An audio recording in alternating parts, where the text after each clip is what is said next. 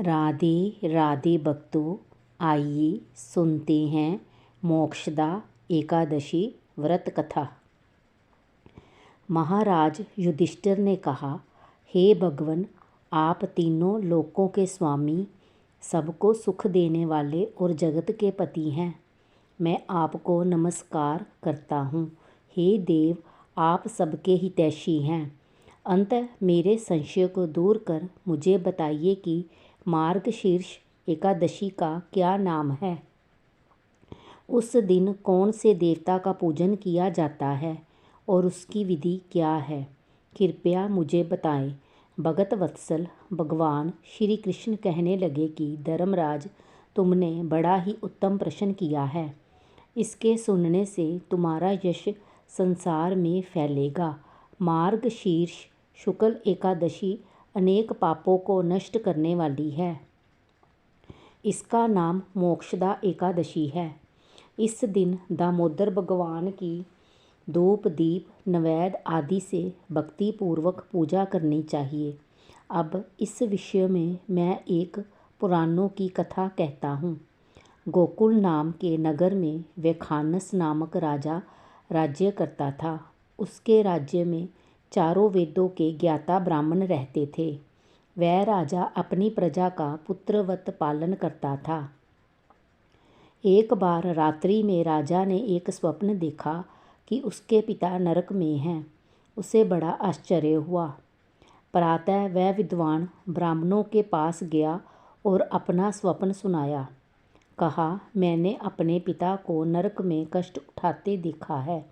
उन्होंने मुझसे कहा है कि हे पुत्र, मैं नरक में पड़ा हूँ, यहाँ से तुम मुझे मुक्त कराओ। जब से मैंने ये वचन सुने हैं तब से मैं बहुत बेचैन हूँ। चित्त में बड़ी अशांति हो रही है। मुझे इस राज्य, धन, पुत्र, स्त्री, हाथी, घोड़े आदि में कुछ भी सुख प्रतीत नहीं होता। क्या करूँ?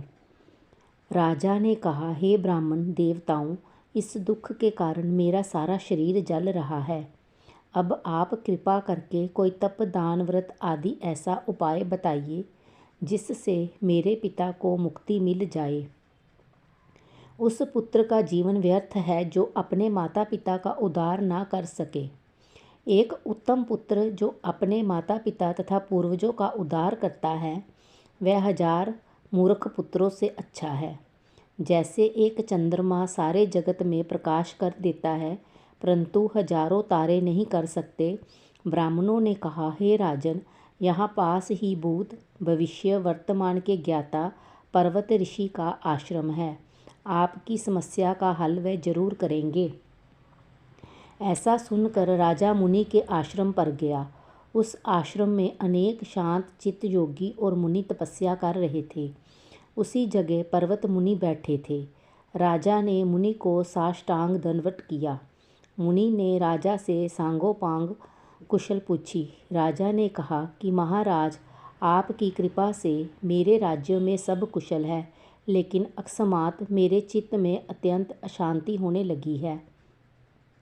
ऐसा सुनकर पर्वत मुनि ने आंखें बंद की और भूत विचारने लगे।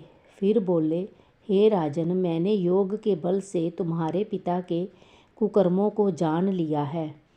उन्होंने पूर्व जन्म में कामातुर होकर एक पत्नी को रति दी, किंतु सोत के कहने पर दूसरी पत्नी को ऋतुदान मांगने पर भी नहीं दिया। उसी पाप कर्म के कारण तुम्हारे पिता को नरक में जाना पड़ा। तब राजा ने कहा, इसका कोई उपाय बताइए। मुनि बोले, हे राजन, आप मार्गशीर्ष एकादशी का उपवास करें और उस उपवास के पुण्यों को अपने पिता को संकल्प कर दे। इसके प्रभाव से आपके पिता की अवश्य नरक से मुक्ति होगी। मुनि के ये वचन सुनकर राजा महल में आया और मुनि के कहने अनुसार कुटुंब सहित मोक्षदा एकादशी का व्रत किया। इसके उपवास का पुण्य उसने पिता को अर्पण कर दिया। इसके प्रभाव से उसके पिता को मुक्ति मिल गई और स्वर्ग में जाते हुए वह पुत्र से कहने लगे, हे पुत्र, तेरा कल्याण हो। ये कहकर वह स्वर्ग चले गए।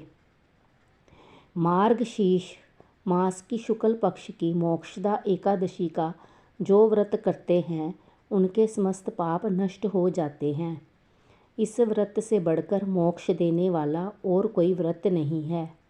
इस कथा को पढ़ने या सुनने से वाजपेय यज्ञ का फल मिलता है। ये व्रत मोक्ष देने वाला तथा चिंतामणि के समान सब कामनाएं पूर्ण करने वाला है। कथा समाप्त हुई। राधे राधे। कृपया मेरे चैनल को लाइक, शेयर, कमेंट और सब्सक्राइब करें।